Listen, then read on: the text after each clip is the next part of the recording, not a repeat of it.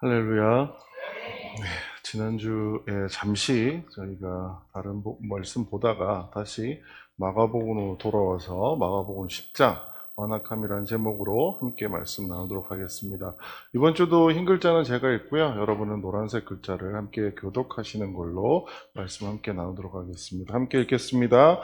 예수께서 거기서 떠나 유대 지경과 요단강 건너편으로 가시니 무리가 다시 모여들거늘 예수께서 다시 전례대로 가르치시더니 바리새인들이 예수께 나와 그를 시험하여 묻되 사람이 아내를 버리는 것이 옳으니까.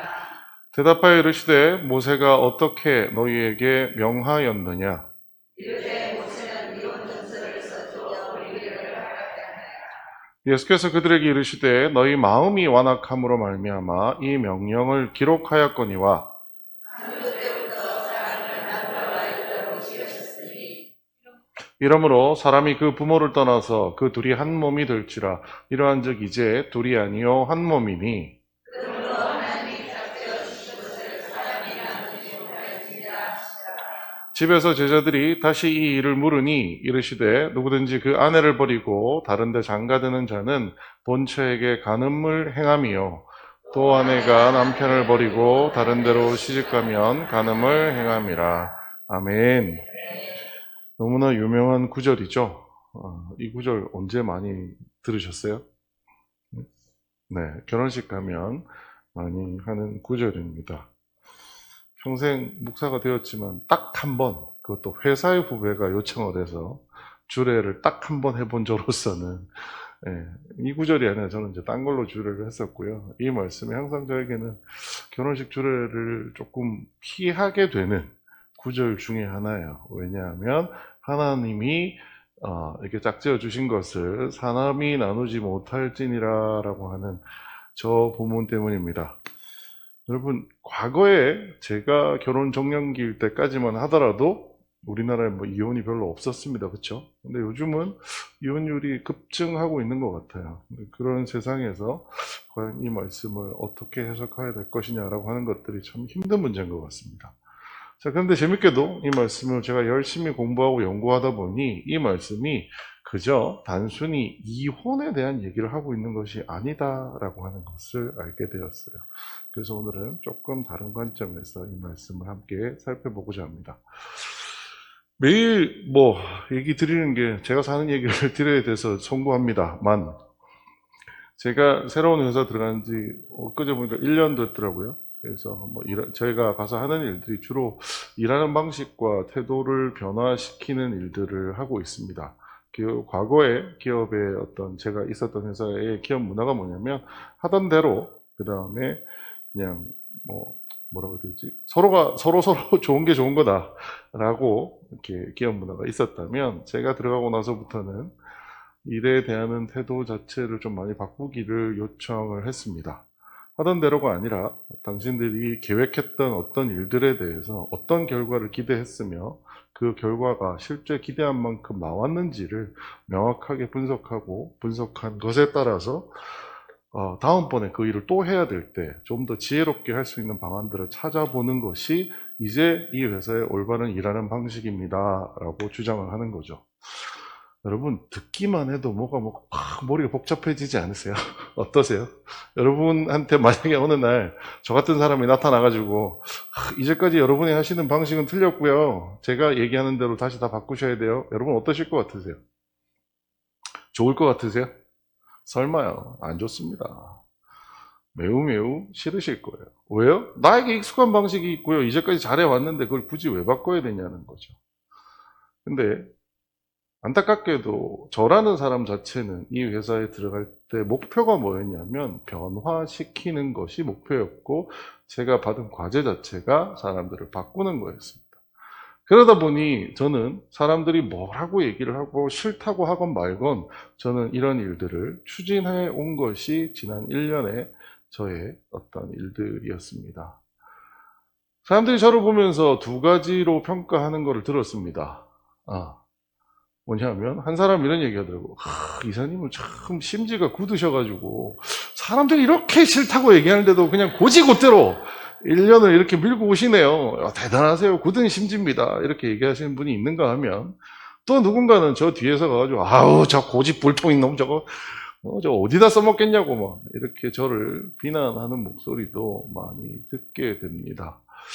여러분, 굳은 심지와 고집불통 무슨 차이가 있는 걸까요? 어떤 사람은 저를 좋게 보니까 굳은 심지라고 얘기하고 어떤 사람은 저를 미워하니까 고집불통이라고 하는 걸까요? 사실 제가 하는 행동은 다르지 않습니다. 그렇죠? 근데 누군가는 저를 바라보며 굳은 심지다라고 얘기하시면서 저를 다소 칭찬하는 듯한, 아, 맞아요. 그렇게 하는 게 맞습니다. 라고 하시는 분이 있는가 하면 어떤 사람은 고집불통이라서 이거 너 이런 사람이 와서 하는 거는 도저히 우리는 받아들일 수 없다라고 하시는 분들도 있다라는 거죠. 굳은 심지와 고집불통은 도대체 어디에서 차이가 나는 걸까?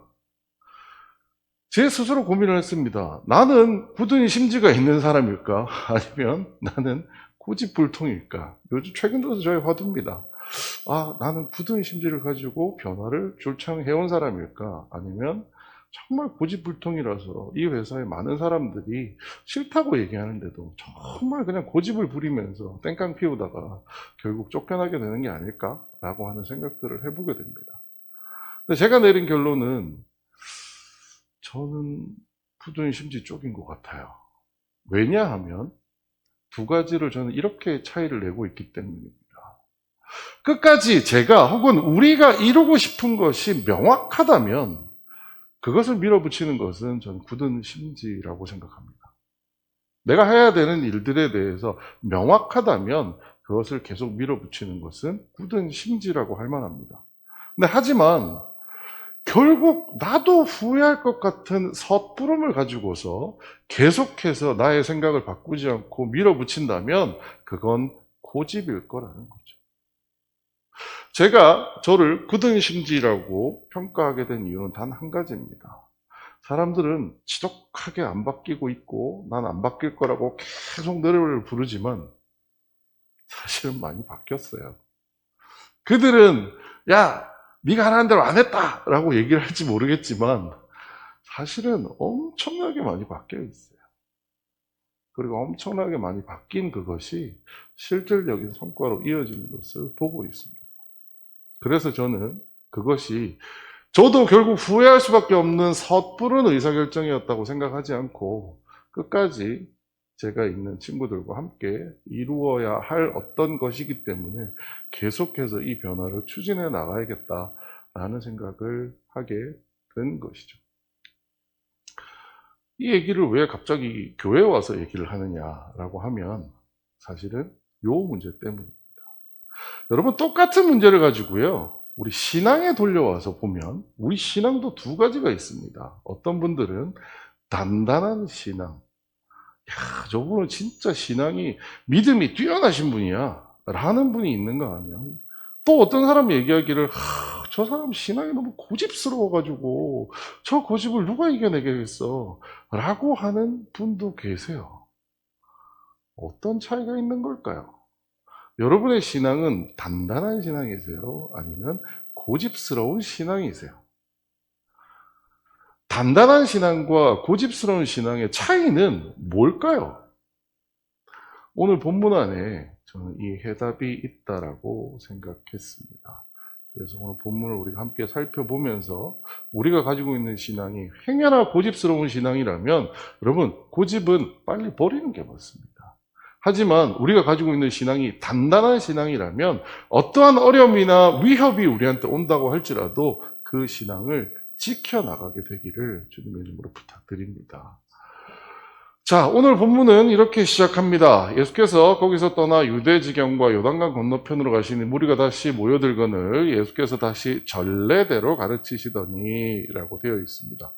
사실은 이 구절에 여러 가지 해석적인 어려움이 있기는 합니다만 사실 예수님께서 지금 유대 지방을 거쳐서 다시 유대인들이 많이 모여서 그러니까 이방 지방을 거쳐서 유대인들이 많이 모여 있는 곳에 와서 다시 가르치기 시작했다는 겁니다. 여러분 여기 전례대로라는 말이 뭘까요? 네? 원래 하던 대로? 네, 그렇죠. 근데 원래 어떻게 했는데요? 예수님을 그 당시 사람들은 메시아라고 본 게 아니었어요. 예수님을 뭐라고 불러요?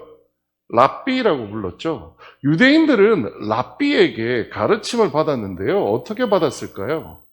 안식일 날 회당에서 랍비의 가르침을 받는 것이 일반적이었습니다. 그리고 랍비의 가르침을 받는 것은 뭐를 얘기하는 거냐면 율법을 배우는 겁니다. 그 사람의 삶의 방식을 배운다 이런 게 아니고요. 율법을 읽고 그 율법이 어떤 뜻인지를 배우는 형식이 바로 전례대로라고 얘기하는 이 표현입니다. 예수님은 아마 지금 회당에서 많은 유대인들 앞에 두고 율법의 구절을 한 구절 읽으시면서 이 구절의 뜻이 무엇인지 너희들은 뭐라고 생각하느냐? 진짜 그 속뜻은 이런 거다라고 하는 형식으로 사람들을 가르치고 계셨다라는 겁니다. 자, 그런데 그 중에 다시 한번 신약 성경 복음서의 빌런이라고 할 수 있는 바리새인들이 등장합니다. 바리새인들이 예수께 나와 그를 시험하여 묻되 사람이 아내를 버리는 것이 옳으니까? 라고 물어봤다는 거죠. 그냥 간단히 얘기하면 이거예요. 이혼해도 돼요, 예수님? 이라고 물어봤다는 겁니다. 여러분 어떻게 생각하세요? 이혼해도 돼요? 교회 이혼하신 분이 있으신지 없으신지 제가 잘 몰라서 사실 조심스럽기는 합니다. 하지만 여러분 이혼해도 되나요? 어떻게 생각하세요? 해도 돼요? 세계사 시간에 배운 적이 있습니다. 천주교는 이혼해도 될까요? 천주교는 이혼하면 안 됩니다. 법적으로 이혼할 수 없습니다. 천주교가 이혼할 수 없다 보니 만들어진 그 교파가 뭐냐면 성공회라고 하는 것입니다. 영국의 왕실이 이혼을 해야 되는데 천주교를 원래는 영국 왕실이 믿었었어요. 근데 천주교가 이혼을 못하게 하니까 못하겠다. 난 이혼할래. 라고 하면서 만들어진 것이 성공회입니다. 물론 성공회 측에서 뭐 또 다른 이유가 있다고 얘기는 하지만 사실은 역사적으로는 그렇게 얘기합니다. 성경은 원래 이혼하면 안 된다라고 이야기를 보통 최근 들어서 저희가 예수님 시대 이후에는 그렇게 얘기를 하는 편입니다. 하지만 예수님이 오신 이 시대에 바리새인들은 예수님 이혼해도 되나요? 라고 물었다라는 거죠. 이 당시에 예수님께 이혼해도 돼요? 라고 물었다는 그것 자체는 우리 요즘에 이혼해도 돼요? 라고 물은 것과 사실은 비슷합니다. 사실은. 여러분 요즘 이혼율이 얼마나 되는지 아세요? 셋 중에 하나 이혼한다는 얘기를 할 정도입니다. 이혼이 흔한 세상이 되었죠. 자, 예수님 당시, 1세기 예수님 당시의 이혼은 어땠을까요? 엄청나게 흔했습니다. 이혼은 너무 당연한 거였어요. 이 당시에, 이 뒤에 있나요? 요세푸스라는 사람이 실제 역사 기록을 했습니다. 1세기 당시 유대인들의 삶을 역사로 기록한 사람이 있는데 그 사람이 쓴 글에 이렇게 나옵니다. 어떤 랍비도 이혼을 금하지 않는다라는 거죠. 이혼해도 된다는 거예요. 제가 이게 연구하다가 다소 황당한 글을 많이 봤는데 재미삼아 좀 알려드릴게요. 글 중에 뭐가 있냐면요. 여러분 이혼 사유 어떤 게 이혼 사유일 것 같으세요? 우리 맨날 텔레비전 성격 차이 뭐 이런 거잖아요. 그렇죠? 근데 이 당시에 이혼 사유 중에 아주 중요한 이혼 사유 중에 하나가 뭐냐면 오늘 내 아내보다 아름다운 여자를 만났다. 그게 이혼 사유입니다. 적법해요. 아름다운 여자를 만났기 때문에 이혼할 수 있다라는 거예요. 그게 유대 사회에 일반화되어 있었던 겁니다. 자, 이런 세상에서 바리새인이 예수님께 와서 예수님 이혼해도 돼요? 라고 물었다는 거예요. 돼요? 안 돼요? 이 시대상으로 놓고 보면 돼요. 뭐 이혼이 뭐가 문제 아무나 다 하고 있는데 지금. 아니 예쁜 여자만 만나도 이혼 사유가 되는 세상에 뭐가 안 될 게 뭐 있어요? 그럼 도대체 바리새인들은 왜 예수님께 이혼해도 돼요? 라고 물었냐라는 거죠. 바로 이 당시에, 그 당시에 이혼하면 떠오르는 사람이 있었어요. 누구요? 세례요한이 떠오른 거예요. 여러분 이 본문 읽으면서 이 생각 해보셨어요? 바리새인들이 이혼이란 얘기를 꺼낸 이유는 뭐냐? 세례 요한 얘기를 하고 싶었던 거예요. 세례 요한이 뭔데요? 같이 한번 읽어보겠습니다. 시작. 전에 헤롯이 자기가 동생 빌립의 아내 헤로디아에게 장가든 고로 이 여자를 위하여 사람을 보내어 요한을 잡아 옥에 가두었으니 이는 요한이 헤롯에게 말하되 동생의 아내를 취한 것이 옳지 않다 하였음이라. 아멘. 자, 이혼하는 게 문제 있는 세상이에요? 아닌 세상이에요?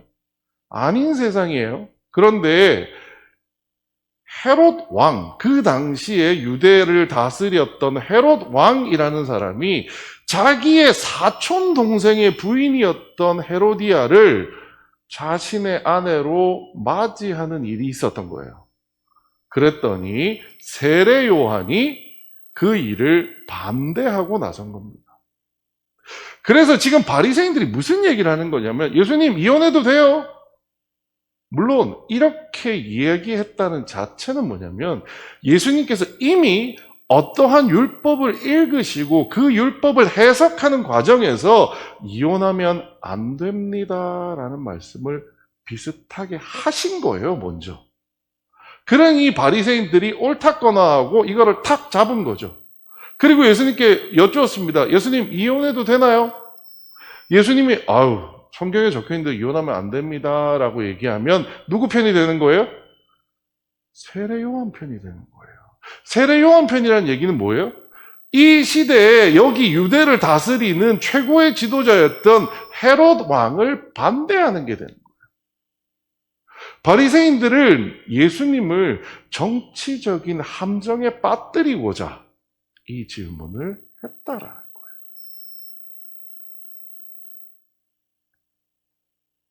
어떠세요? 1세기에 이혼이 되게 흔했다라고 하니까 듣기 좋으세요? 그들은 시험했다라는 거죠. 예수님을 시험해서 예수님께서 이혼하면 안 됩니다 라고 얘기하는 순간 헤롯 왕이 세례 요한을 죽인 것처럼 그 세례 요한과 예수님을 똑같이 만들어서 정치적으로 위험하게 만들고자 하는 의도가 바리새인들에게 있었다라는 거죠. 예수님을 정치적으로 고립시키고 싶었던 바리새인들의 의도가 들어간 질문입니다. 그 질문에 예수님은 전례대로 대답하십니다. 원래 랍비는 자신의 생각을 풀어주기 이전에 뭘 먼저 언급을 해요? 율법을 먼저 언급을 합니다. 내 생각이 중요한 게 아니라 실제 율법에 성경에 뭐라고 적혀 있는지 한번 보렴이라고 얘기하는 게 일반적인 랍비들의 가르침의 형태입니다. 대답하여 이르시되 모세가 어떻게 너희에게 명하였느냐? 모세는 너희에게 이 문제에 대해서 어떻게 얘기하고 있느냐라고 예수님께서 다시 물으세요. 이 말이 뭐예요? 율법에 뭐라고 적혀 있냐라는 거예요. 율법에 너희에게 뭐라고 얘기하고 있느냐라고 물어본 이유는 율법대로 살아야 한다고 생각하는 것이 바리새인의 제1의 가치이기 때문이다. 예수님은 바리새인들이 중요하게 생각하는 그 율법을 가지고 다시 바리새인들을 부끄럽게 만드시는 거예요. 바리새인들이 대답합니다. 이르되 모세는 이혼 증서를 써주어 버리기를 허락하였나이다 라고 되어 있습니다. 여러분 이런 구절 읽어보신 적 있으세요? 모세가 이혼해도 돼요 라고 만들었는 구절이 있다고 합니다. 여러분 읽어보신 적 있으세요? 어딘지 보여드릴게요. 자, 신명기 24장 1절인데요. 사람이 아내를 맞이하여 데려온 후에 그에게 수치되는 일이 있음을 발견하고 그를 기뻐하지 아니하면 이혼 증서를 써서 그의 손에 주고 그를 자기 집에서 내보낼 것이요 라고 되어 있습니다. 뭐라고 되어 있어요? 명확하게 이혼 증서를 써서 그의 손에 주고 그를 자기 집에서 내보내라 라고 율법에 적혀 있어요. 바리새인들도 떳떳한 거죠. 율법에 뭐라고 되어 있어요? 이혼해도 된다고요. 아내를 버려도 된다라는 겁니다.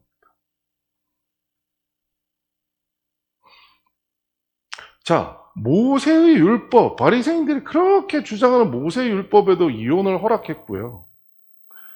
헤롯의 재혼도 그렇다 보니 헤롯의 재혼에 문제가 있어요? 없습니다. 이혼해도 된다고 했는데요. 왜 뭐가 문제예요? 저는 이러한 정황을 볼 때 분명히 오늘 본문에는 생략은 되어 있지만 예수님께서 그 전에 어떤 말씀을 통하여 이혼의 성경적이지 못함에 대한 주장을 예수님께서 하셨던 것 같아요. 그러다 보니 바리새인들이 아닌데 라고 생각하면서 예수님에게 올무를 매려고 하셨던 것 같습니다.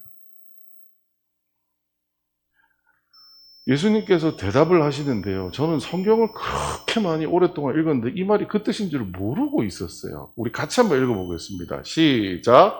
예수께서 그들에게 이르시되 그의 마음이 완악함으로 말미암아 이 명령을 기록하였거니와. 자, 마음이 완악함으로 말미암아 이 명령을 기록하였다라고 나옵니다. 여러분 이게 무슨 뜻일까요? 모세가 이혼에 관한 기록을 했어요. 근데 모세가 이혼에 관한 기록을 한 이유가 마음이 완악하기 때문에 그 기록을 했다라는 거예요. 이게 무슨 말일까요? 여러분 이해가 되세요? 저는 그냥 읽을 때 여기 이 구절은 1장부터 10절까지 읽으면서 계속 제 원래 머릿속에 있었던 거 뭐냐, 하나님이 뭐 이렇게 짝지어 주신 것은 나눌 수 없다, 이것만 계속 머릿속에 남아 있었어요.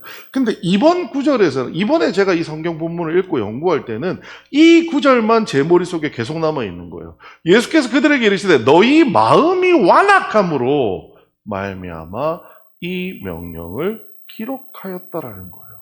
모세는 도대체 왜 이 명령을 기록하였다는 걸까요?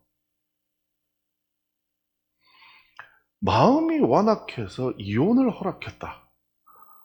여기 여러분 완악하다라는 이 말씀은 사실은 우리가 보통 읽으면 악하다 이렇게 느끼시잖아요. 악하다. 뭔가 고집스럽게 악한 이런 것을 얘기한다라고 생각하실 텐데 실제 마음이 완악하다라는 저 헬라어는 그런 뜻이 하나도 없고요. 이 헬라어는 뭐냐면 너희 마음이 딱딱하다라고 되어 있습니다. 마음이 딱딱하다. 그래서 이 구절을 읽으면서 생각난 구절이 어디냐면 에스겔서입니다. 여러분 에스겔서 기억나세요? 에스겔서 24장이었나요?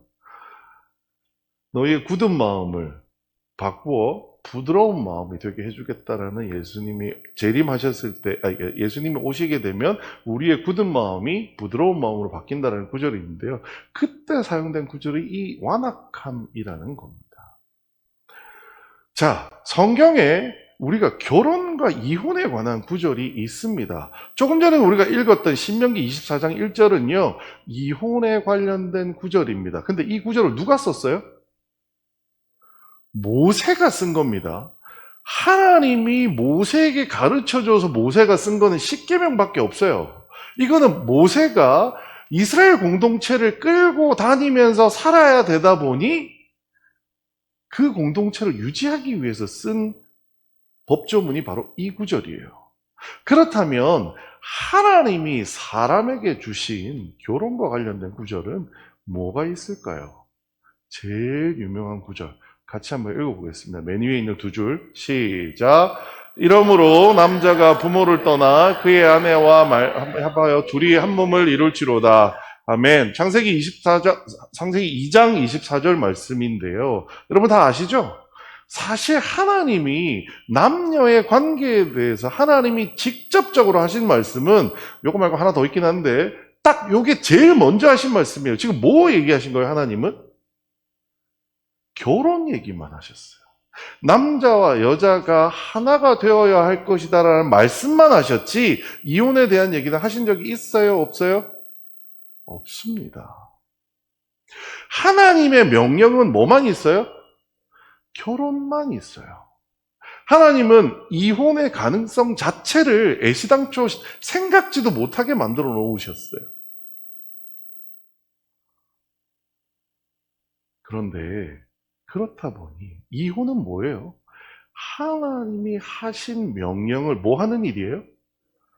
거역하는 일이에요. 왜요? 하나님은 한 번도 이혼의 가능성을 언급하신 적이 없습니다. 하나님은 오로지 결혼에 대하여만 말씀하셨지 이혼에 대하여는 말씀하신 적이 없으세요. 그리고 오히려 하나님이 직접 말씀하신 거, 여러분 10계명, 8계명이 뭐죠? 간음하지 말라예요.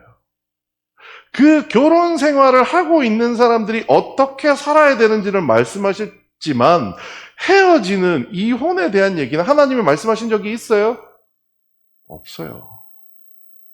물론 이혼을 해도 되나요? 라고 하는 오늘날의 현실적인 문제는 뒤에서 말씀드리겠지만 하나님의 말씀만 놓고 보자면 하나님은 이혼을 얘기하신 적이 없어요.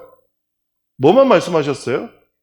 성스럽고 거룩한 결혼만 말씀하셨을 뿐이에요. 자, 그런데 우리가 하나님은 결혼만 말씀하셨는데 모세가 이스라엘 공동체를 데리고 막 다니다 보니 무슨 일이 생겨요? 아내를 버리는 일이 생기는 거예요. 하나님의 명령을 거역하는 일이 생기는 거예요. 모세가 이혼 규정을 아무도 이혼하지 않았을 때 이혼 규정을 뒀을까요? 모세가 이혼 규정을 둔 이유가 뭐예요? 사람들이 하도 자기 아내를 버리고 딴 데 장가가니까 그 현상을 어떻게든 좀 부드럽게 처리하고자 이혼 규정을 만들었다라는 거예요.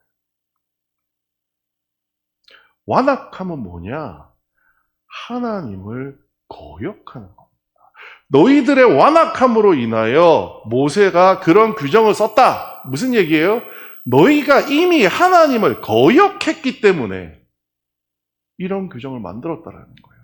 하나님은 결혼을 얘기한 적밖에 없어요. 이혼에 대해서 가능성을 열어준 적도 없으세요. 그런데 사람들은 이미 뭘 하고 있어요?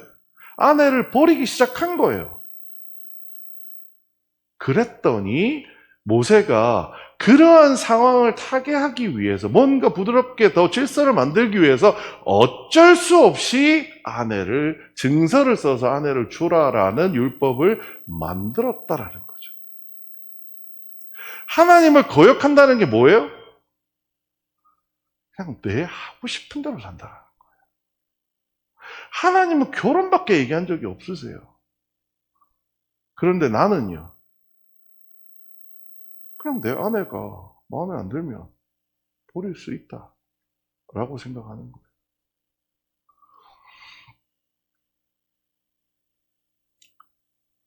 잘못 들어온 것 같은데 사람의 완악함으로 먼저 이혼을 시도한 겁니다.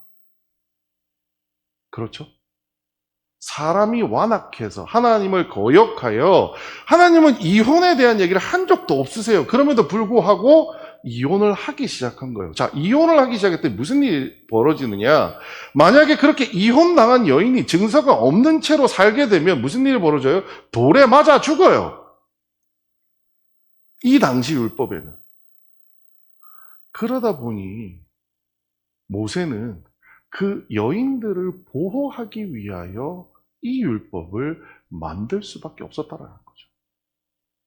이 율법은 이혼을 하라고 만들어 온 율법이 아니다라는 거예요. 이혼은 누가 했어요? 사람이 이미 한 거예요. 하나님이 허락하지도 않았지만 사람이 이미 범죄함을 저지른 거예요. 하나님을 거역한 거예요. 그랬더니 벌어지는 문제가 있었어요. 그 문제를 하나님은 해결하기 위하여. 왜요? 내버려두면 아무 잘못 없었던 여인들이 하루아침에 뭐가 돼요? 돌에 쳐죽임 당하는 인생으로 전락해버려요. 그래서 모세를 통하여 이 율법을 만들었다라는 거예요. 너희들 마음이 완악하여 모세가 이런 규정을 적었다는 말이 이 뜻입니다. 너희들이 나쁜 놈이라 이런 게 그런 뜻일 수 있겠지만 구체적으로 들어가서 설명해 보자면 이거예요. 우리가 하나님이 한 번도 허락지도 않았던 그 이혼에 대하여 우리가 먼저 시도한 거예요. 왜요? 내 뜻대로 해야 되니까. 내 마음대로 해야 되니까요. 자, 그리고 예수님은 그 뒤에 부연 설명으로 덧붙이십니다. 같이 한번 읽어볼까요? 시작. 창조 때로부터 사람을 남자와 여자로 지으셨으니 이러므로 사람이 그 부모를 떠나서 그 둘이 한 몸이 될지니라. 이러한즉 이제 둘이 아니요 한 몸이니 그러므로 하나님이 짝지어 주신 것을 사람이 나누지 못할지니라 하시더라. 아멘. 전 이 말씀 안에 가장 우리가 마음에 새겨야 되는 단어가 뭐냐면 하나님이 짝지어 주셨다라는 거예요. 왜요? 여러분, 요즘 이혼이 참 많습니다. 그렇죠? 이혼하신 분들도 저한테 그런 얘기 다 하세요. 이혼 안 하고 싶었다는 거죠. 이혼하고 싶어서 하시는 분들은 없으세요. 이혼하는 것은 얼마나 고통스러운 일인지 안 해본 사람은 모른다라고 얘기합니다. 제 지금 같이 회사에서 일하고 있는 저의 직속 선배가 이혼한 선배입니다. 얼마나 이 사람이 그 시절을 고통스럽게 보냈는지 제가 옆에서 지켜봐서 알아요. 정말 끔찍한 일입니다. 자, 그런데 이혼까지 가기 전에요. 우리가 한번 생각해 봐야 될 거는 이겁니다. 여러분, 결혼은 무엇인가요?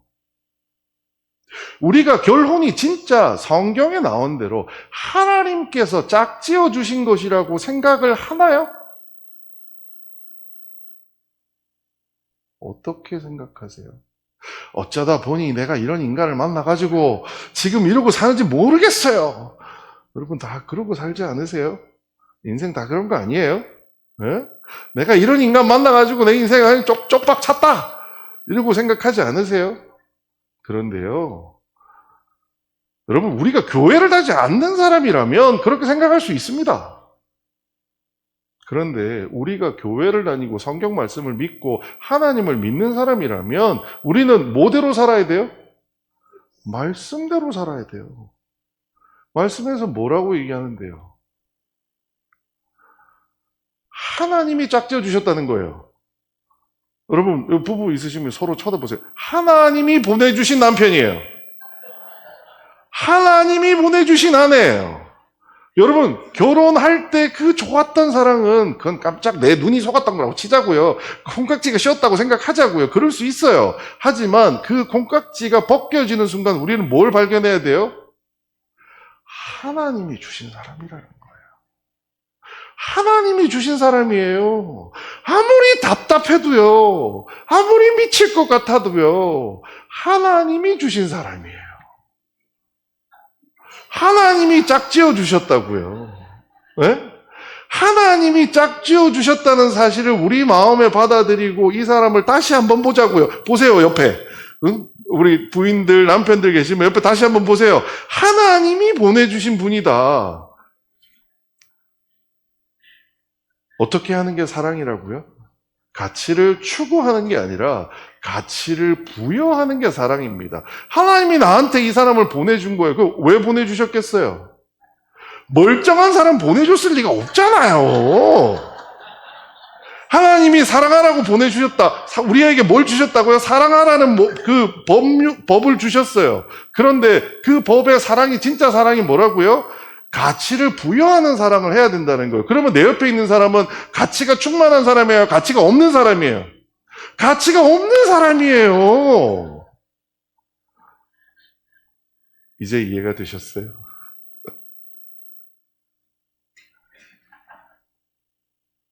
진짜 하나님이 남자와 여자를 주셨을 때 우리 한번 생각해 보자고요. 실제 창세기에 뭐라고 하세요?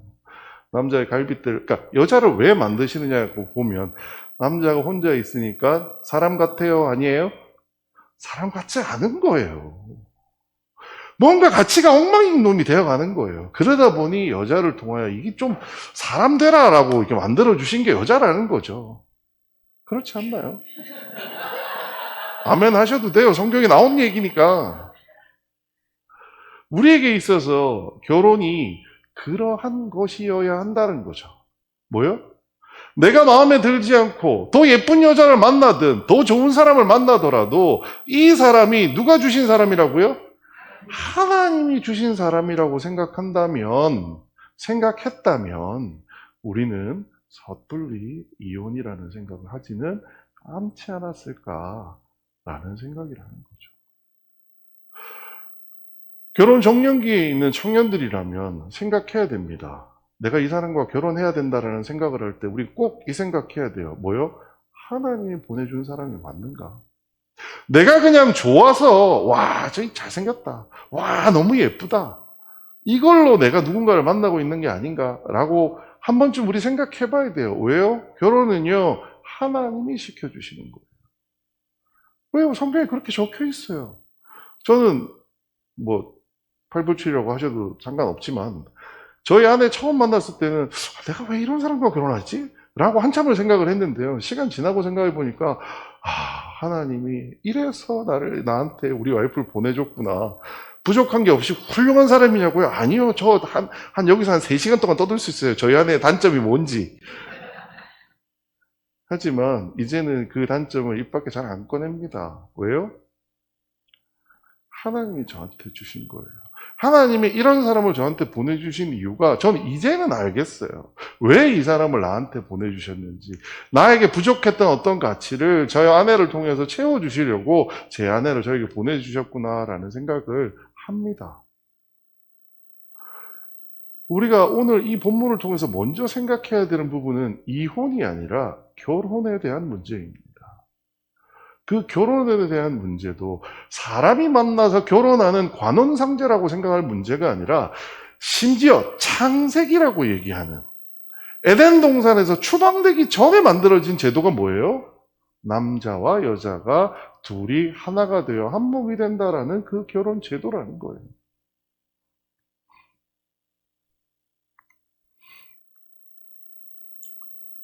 그렇게 설명하신 뒤에 제자들이 예수님께 다시 질문합니다. 집에서 제자들이 다시 이 일을 물으니 이르시되 누구든지 그 아내를 버리고 다른 데 장가드는 자는 본처에게 간음을 행하며 또 아내가 남편을 버리고 다른 데로 시집가면 간음을 행함이라. 사실은 이 구절이 그냥 앞에 있는 구절을 다시 한번 설명해 주는 건가 아닐까라고 생각을 했는데 굉장히 다르더라고요. 사실 오늘 저희가 읽었던 이 본문들이 성경을 어떤 분들은 그런 말씀을 하세요. 성경에 여성은 항상 핍박받는 자로 나오지 않았느냐라고 얘기합니다. 맞습니다. 구약에는 여성은 그런 형식이었었어요. 하지만 예수님이 오신 신약 이후부터 여성을 바라보는 시각이 얼마나 달라졌는지를 예수님께서 얼마나 바꾸고 계신지를 보여주는 것이 오늘의 이 대표적인 구절들입니다. 자, 여기 보면 이렇게 얘기합니다. 이르시되 누구든지 그 아내를 버리고 다른 데 장가드는 자가 간음한 사람이라고 얘기합니다. 여기서 우리가 주목해야 될 단어가 뭐냐면 바로 간음이라는 단어예요. 왜냐하면 간음이라는 단어는 어디에 나오는 단어냐 하면 여러분 간음이라는 단어 어디서 들어보셨어요? 간음 뉴스에서 들어보셨나요? 혼인빙자 간음죄? 네. 여러분 10계명에 이 간음이라는 단어가 나옵니다.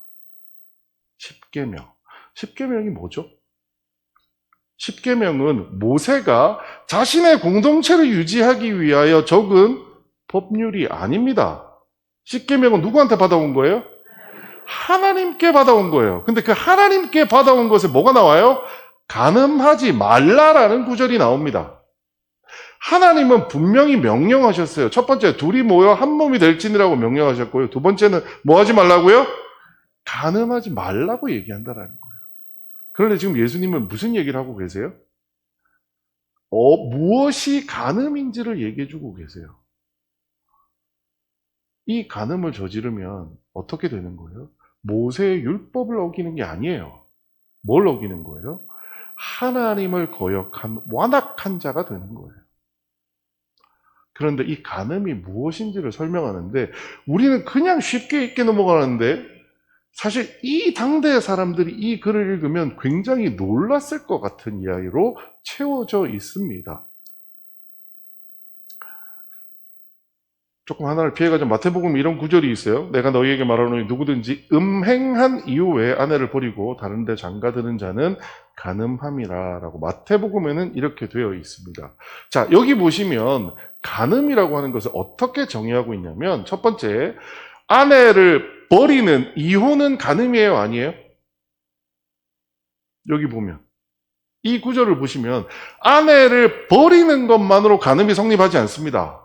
남편을 버리는 것만으로 간음이 성립하지 않습니다. 간음이 성립하려면요, 아내를 버리고 딴 데 장가 가야 되는 거예요. 어떤 얘기인지 이해되세요? 예수님께서 이렇게 해석을 해주시는 거예요. 간음이 뭐냐 하면 아내를 버리는 것이 아니라 버리고 딴 데 장가 가는 것이 간음이다라고 얘기를 해요. 누가 이렇게 했는지 아세요? 헤로디아가 이렇게 한 겁니다. 헤로디아는 자기의 남편이 있는데 남편의 사촌 형이었던 헤롯 왕에게 남편이 멀쩡하게 살아있는데 남편을 버리고 헤롯 왕의 아내로 들어갑니다. 여기 있는 9절, 뒤에 있는 19절 말씀 딱 그대로죠. 아내가 남편을 버리고 헤로디아가 자신의 남편을 버리고 남편의 사촌 오빠였던, 사촌 형이었던 헤롯 왕에게 시집 갔기 때문에 헤로디아는 뭐예요? 간음한 거예요. 그래서 누가 그렇게 그들을 비판했어요? 세례 요한이 그들을 비판했다라는 거죠. 그런데 여기서는 우리도 사실 이해하기 잘 힘든 얘기가 나오는데, 여러분 여기 보면 본처에게 간음을 행함이요, 이 말은 유대교에서는 성립할 수 없습니다. 간음은요, 부인에게 간음을 행하는 건 없어요. 부인이 남편에게 간음을 행할 때만 유대교에서는 간음이 돼요.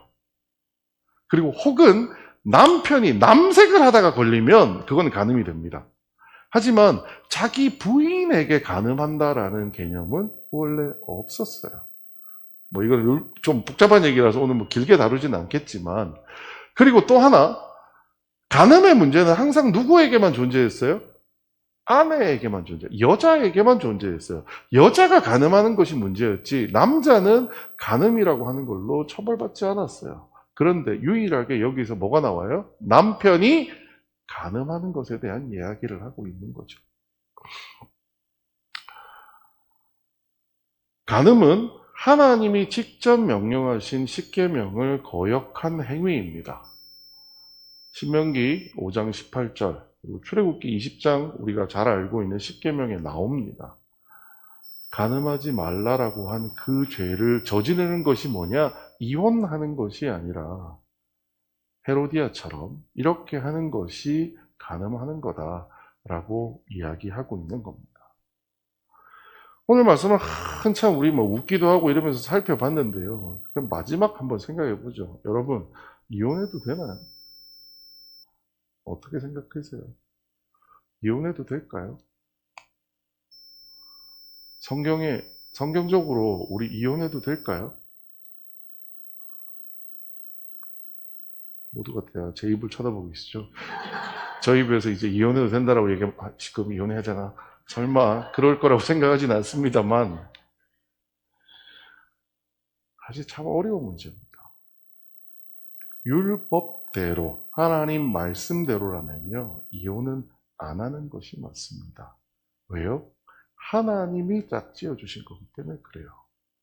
이혼하기 전에 우리는 생각해 봐야 됩니다. 마음에 안 든다니까요. 하나님도 아시고 계세요.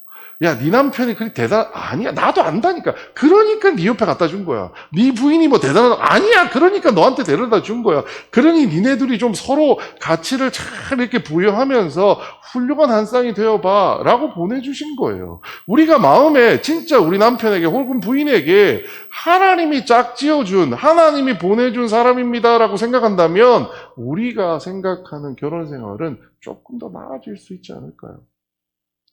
저는 이혼해도 되나요? 라는 질문에 앞서서 저는 그 말씀을 먼저 드리고 싶어요. 혹시나 이혼을 생각하고 계신 분이 있을 수 있으니까요. 여러분 이혼을 생각하신다면 그럴 수 있습니다만 그 전에 하나님이 짝지어 주셨다라고 하는 것을 저는 먼저 생각할 필요가 있다고 생각합니다. 그렇게 해서 하나님이 나에게 사랑을 부여해서 어떤 존재가 사랑스럽지 않더라도 네가 부여한 그 사랑으로 그 사람이 사랑스럽게 변화되는 것을 경험하라고 하신 것이 하나님이 오늘날 우리의 이 땅에 있는 그리스도인에게 주신 제1계명이라는 거예요.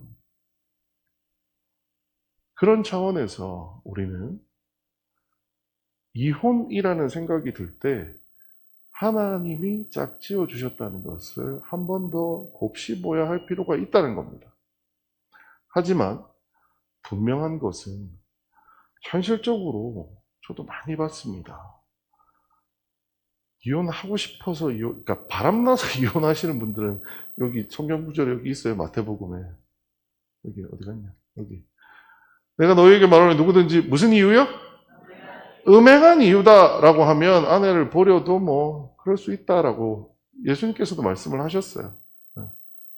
근데 하지만 저 음행한 이유 말고도 여러 가지 이유로 이혼을 고민하시는 분들 저는 많이 있는 걸로 알고 있습니다.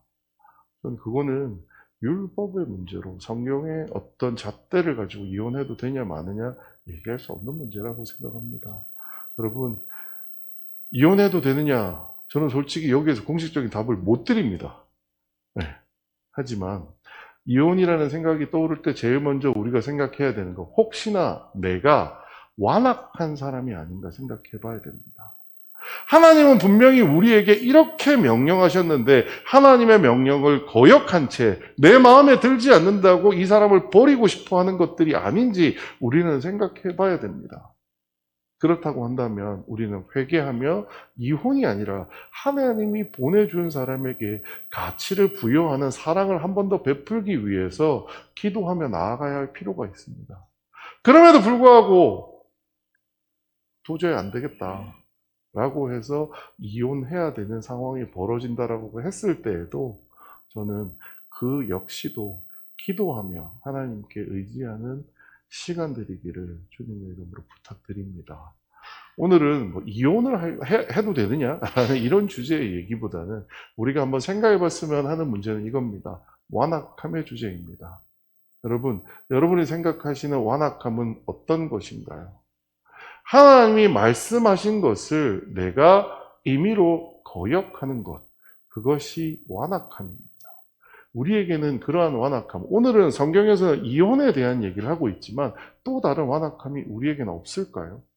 우리가 믿고 있는 수많은 것들이 마치 바리새인들이 이혼해도 되는 거 아니야? 라고 생각했던 것처럼 많은 사람들이 생각하듯이 많은 사람들이 그렇게 생각하니까 이거 너무 당연한 거 아니야? 라고 생각하고 사는 것들이 있다면 그것이 자칫 완악한 우리의 모습을 대변하고 있는 것이 아닌지 한번 생각해 볼 필요가 저는 있다라고 생각합니다. 선거를 앞둔 시기라서 조심스러운 마음이긴 합니다만 여러분 너무 정치적인 색깔들을 가지고서 하나님보다 그 정치가 우선이 된다면 그것 또한 완악함입니다. 하나님은 우리에게 교회 안에서 정치하라고 우리를 부르신 게 아닙니다. 물론 우리는 선거 때가 되면 우리가 각자가 생각하는 옳은 사람을 뽑아야 합니다만 교회 안에서 우리는 그 모든 것을 포용해야 합니다. 우리의 완악함은 오늘 말한 이혼뿐만 아니라요. 하나님이 언급하지 않으셨던데 혹은 하나님께서 이렇게 하라고 말씀하신 것이 아닌 어떤 것을 가지고 그것이 하나님의 뜻인 것처럼 이야기한다면 그것도 큰 잘못입니다. 진짜 하나님의 뜻이 무엇인지 조금 더 생각하며 나아갈 수 있는 초대교회 성도 여러분들이 되시기를 주님의 이름으로 부탁드리겠습니다. 우리 마음에 혹여나 완악함이 하나님이 말씀하신 명령하신 것보다 나의 생각들이 먼저 앞서는 일들이 있다면 오늘 그 부분에 대해서는 우리가 회개하고 하나님 앞에 우리가 하나님 뜻대로 더 살겠다라고 마음에 다짐을 하는 시간이 되었으면 좋겠습니다. 기도하겠습니다. 지금은 우리 주 그리스도 예수님의 은혜와 하나님 아버지의 크신 사랑과 성령님의 감동, 감화하심과 충만 역사하심이 오늘 우리의 마음의 완악함을 내려놓고 하나님 앞에 부드러운 마음으로 하나님 뜻대로 살기 원하는 초대교회 성도들 모든 머리 위에 영원토록 함께 있을지어다.